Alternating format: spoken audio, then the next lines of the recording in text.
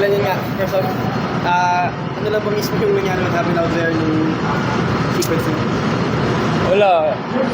Mataas masyado yung emotion eh. Siyempre, dikit yung game. So, kagulo. Yun lang naman. Yung panahon na. Ano ba, nagkapisikalan kasi tapos siyempre medyo may nag-swing. So, wala na akong nagawa.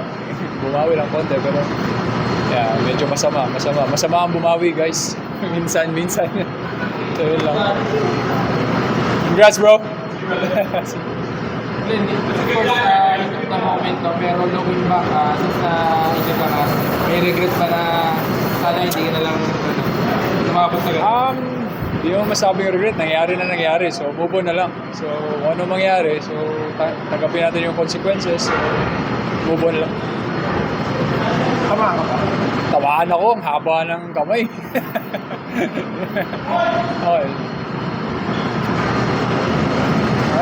Okay. Thank you.